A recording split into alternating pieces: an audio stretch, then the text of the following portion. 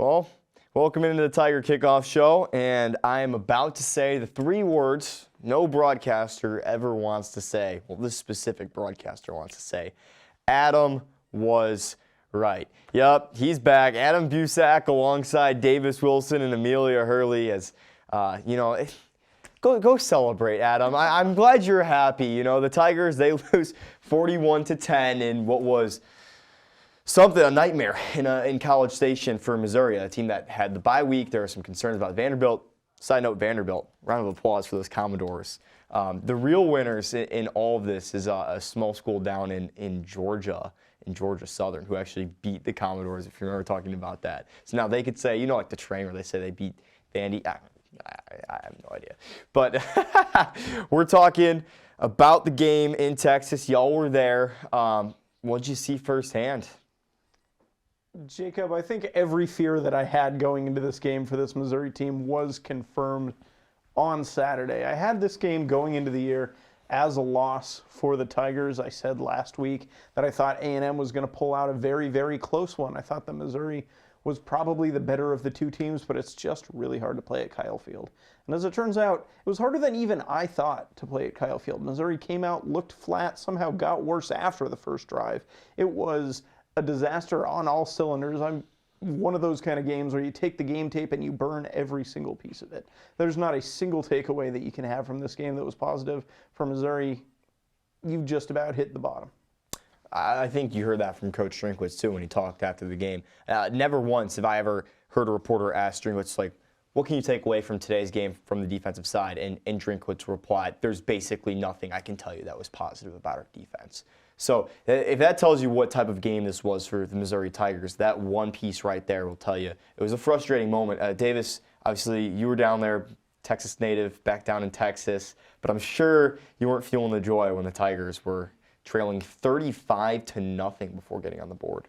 Yeah, it was a shocking result. It was as bad as it could have gone, really. And it's kind of like I think of 2022 Kansas State level of what in the world just happened. Like Drinkwitz, probably the shortest presser he's given all year. He was in and out, had nothing really to say at all, and it was as bad as the score made it look. It was probably worse than the score made it look. I think, too, all Drinkwitz really could say after that game was, our season starts today. I think that was the exact quote. Is there anything you can build on this game, Amelia, from what you saw? Like, I know Davis just said not really, but, there has to be some sort of takeaway here, right?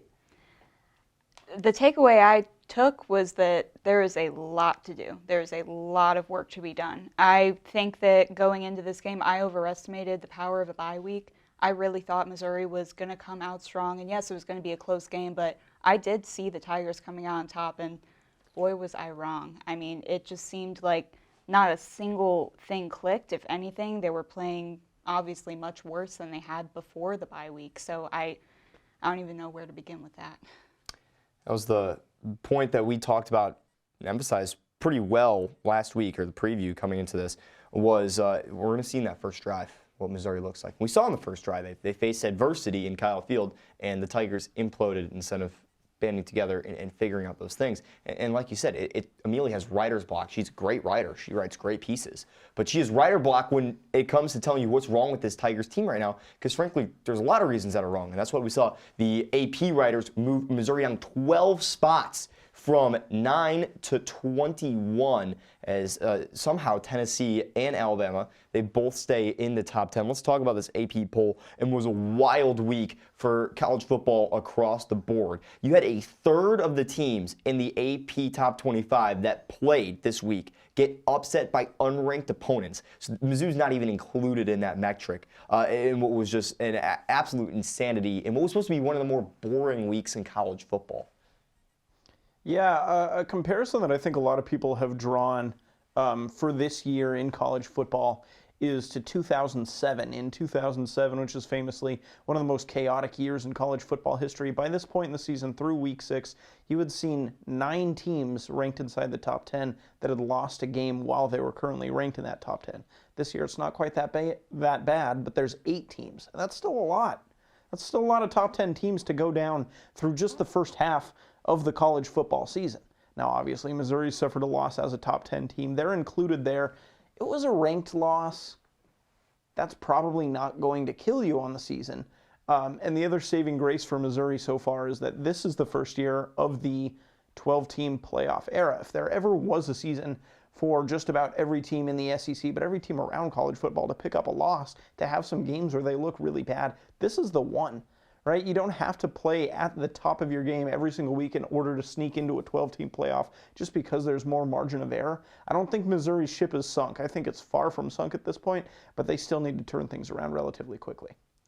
Do you think the drop from obviously top 10, number 9, to 21 was rightfully placed for this Missouri team, especially when you look around and you looked at Ole Miss, who was upset by unranked Kentucky. They're back in the top 10. They took Missouri's place at 9. Tennessee gets upset. They stay in the top 10. They only drop 4 spots. And then you look at Alabama, obviously they have that huge win against Georgia, which is probably elevating things up there for them. But they're still in the top 10 as well. However, it's Missouri that drops all the way out of 20. By the way, it's been exactly a year since the Tigers got into the top 20 and stayed there. So they stayed in the top 20, ranked consistently for a full year, which is pretty impressive. But obviously, for the Tigers this year, it's a mark of disappointment. So was that placement at 21 correct by the AP voters, Davis? I think it was, yeah. I don't think it was so much about the loss itself, because there's no shame in going into Kyle Field and losing. It was the way they lost that was just so shocking to a lot of the AP poll voters. And you have all these other teams ranked getting upset as well. That's fine, but the way Missouri lost was really, really surprising and eye-opening for a lot of the voters. And honestly, this is a team that probably wasn't a top 10 team in the country even before, even though the AP poll said that. So, yeah, I think 21 is pretty fair. We started to raise some of the flags for concern right around the time of Boston College and Vanderbilt, but Tigers were always bouncing around 9, 10, got as high as 6. Was that all a falsehood? Was that a fallacy? Should the Tigers have ever been ranked that high, Amelia, in your opinion? I think at the beginning of the season, I had a lot of faith in those rankings, and I would have said yes, but as of right now, no. I do think a lot of it has to do with preseason, or last season's huge success, and with the very consistent turnover on the offensive side of the ball, just having a bunch of key players coming back, a whole wide receiver union, offensive coordinator, Brady Cook with everything. But we've just seen that doesn't really play a big part in it. Nothing has really clicked so far. So I do think that this drop in the poll is very fair. And you just said it. Nothing has clicked. And the last time we brought something out to click, nobody clicked it. It's coming back. The panic button. Adam Busak, are you clicking the panic button now on the Missouri Tigers after a blowout at Kyle Field in College Station, Texas? Jacob, if you're not pushing the panic button on this remote yet, I don't know what more you have to see in order to push this panic button. I am pushing it aggressively and often. This was about as bad as Missouri has looked in several years, frankly. And we've done a decent job already of wrapping the game, right? There's nothing positive to take away from it. I don't think the players were ready to play on the road in an environment that raucous. I don't think that they were ready to respond after they got down early. I think they got down on themselves and played very, very poorly. In retrospect, after the very, very close game against Vanderbilt, I think all of us kind of gave Vanderbilt a lot of credit, said this is not the same Vanderbilt as what we've seen in years past, and kind of gave Missouri maybe a little bit of a pass for playing as poorly as they did. And to a certain extent, I think that was still in line, right? Vanderbilt just beat Alabama when they were the #1 team in the country this last week. Vanderbilt's looked a lot better this year, frankly. But I think there was a lot more reflecting on Missouri that we as a crew needed to do. In retrospect, maybe this panic button should have been pressed last week, but if it wasn't pressed last week, it absolutely has to be pressed now. I think, too, part of the bye comes into play here. It was does Missouri figure things out in the bios? A perfectly placed bye for Missouri to take a self-look, take a hard look, was the exact quote from Coach Drinkwitz, and reassess the Tigers. Now, one of our main reasons was after Middle Tennessee last year, the Tigers reset and were able to upset Kansas State. Davis, do you think the Tigers are able to bounce back from this, or are you hitting the panic button? Well, I'm definitely going to hit the panic button. But that does not mean, I think Adam said it earlier, that does not mean your season's over.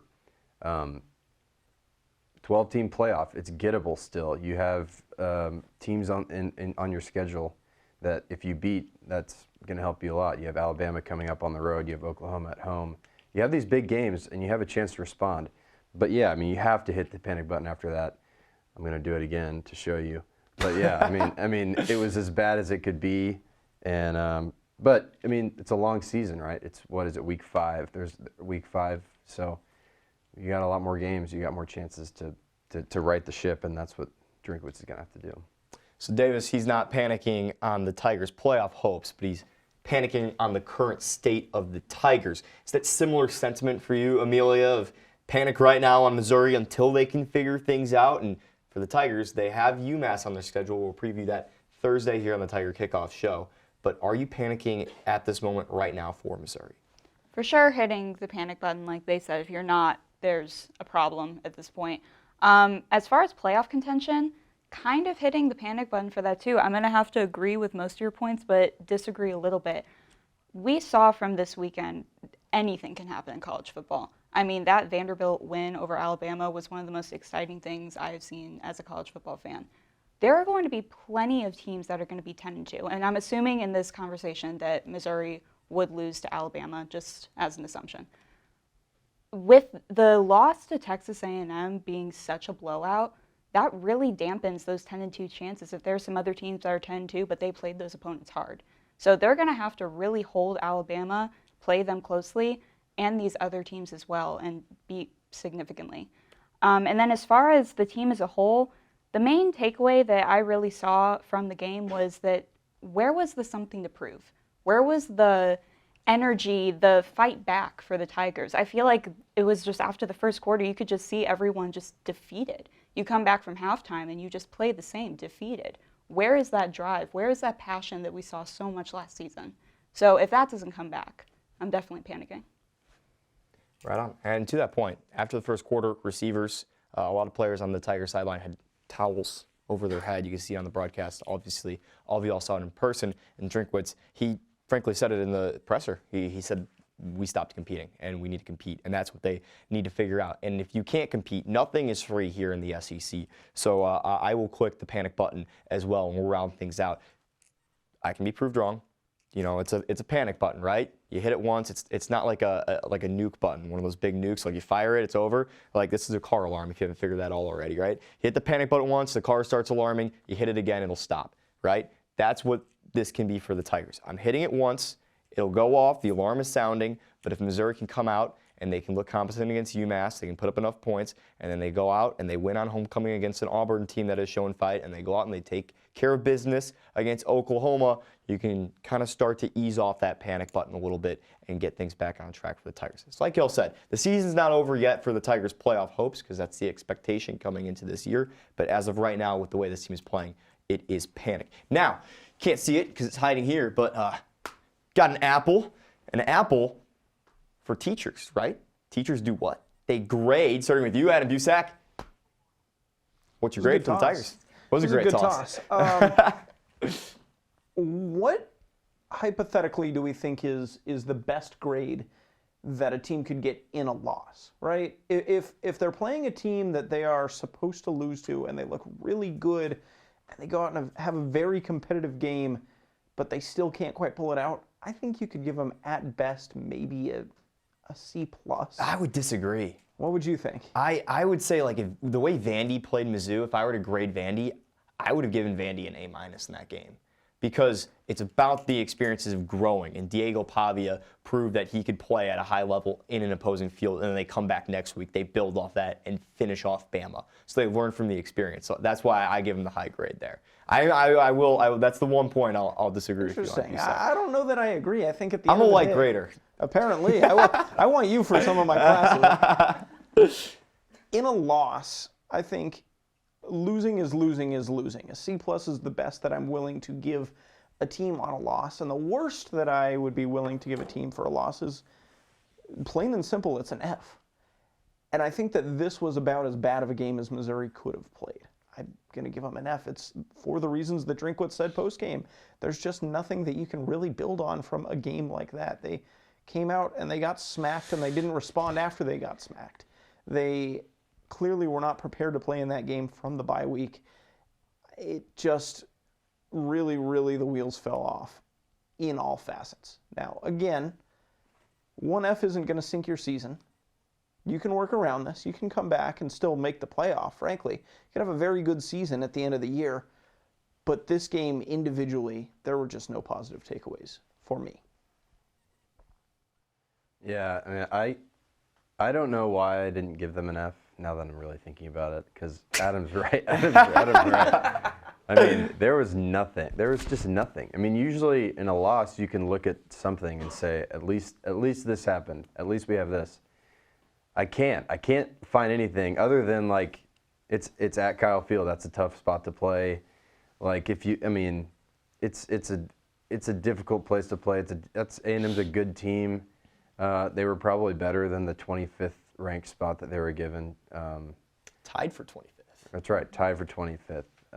They lost to a good Notre Dame team at home, and that was before they had figured out a lot of the stuff on offense. So A&M's a really good football team. That's basically the only thing that's making me give Missouri a D. It was terrible, but I guess it somehow could have gone worse. I don't know.